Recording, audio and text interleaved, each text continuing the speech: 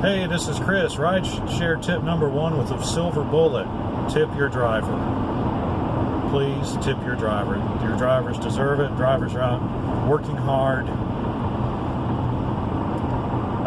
If you think about what a driver makes, actually clears, it's really not very much money. Which makes you wonder why anybody doesn't. But you know what? There's various reasons, and one reason is it's just the best option at this point, or it's good fill-in work as I see it. But still, at the end of the day, a driver is taking your life in their hands. Your vehicle, or their vehicle, is being used to transport you around.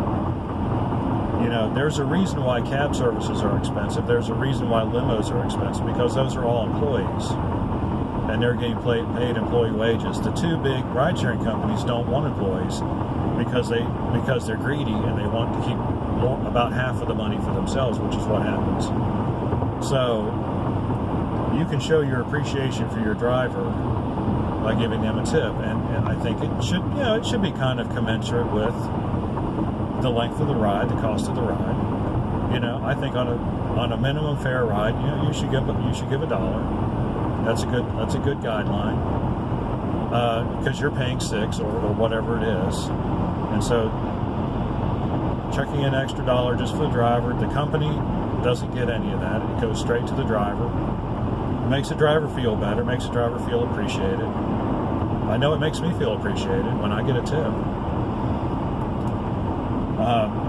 And I tell you what too, I did this in the last video, if you've made a driver wait or otherwise made it harder for the driver to do their job, a tip makes all that go away.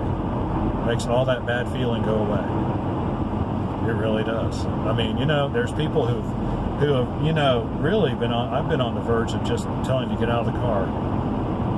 And I guess it wasn't as bad as I thought it was, because I got a good tip at the end. I thought, oh, okay. That's why I always wait.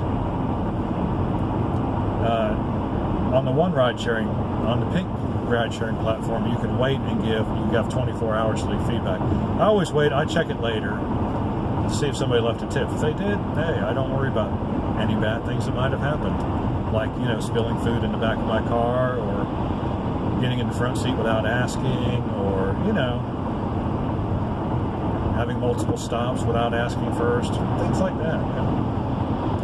But yeah, it is a service. It is a service. Every other service person gets paid, except for waitresses and waitresses. They don't get paid nearly enough base salary. But just about everybody else who gets a tip, who you can think of, pretty much makes a standard, a reasonable wage, and they still get tipped on top of that. And I think that's a good thing. That will do more to make ride sharing a better experience for everyone. If everyone would just tip a little bit, not demanding that you do it, but you want to. Just thought I'd put a bug in your ear. If you use ride sharing in any way, shape, or form, compared to the cost of what the ride is, it's not that much more money. Yeah, so like a $3 fare for me is a $6 fare for you. I don't know how. I don't look at. I can find out in the app how much a ride actually costs, and then I can see how much I get. But I really don't like getting depressed like that. But I would say if you added 10 or 50, if you added 15%, that would probably be reasonable. But you know what? If it's like a half-hour long trip and it's $40 or $50, you could go down 10%. That's just think about it from the driver's point of view. He's taking you somewhere for half an hour. Is $5 extra worth it? It'd be nice if they did a good job. They are getting you safely from point A to point B. It's not like you're just hopping in a driverless car and somebody just pushes a button. It still takes a human being who's responsible for you. Every second you're in their car is absolutely responsible for you. So anyway, so I bring that up. Got questions or comments? Leave it in the section below. Like and subscribe. We appreciate when you do.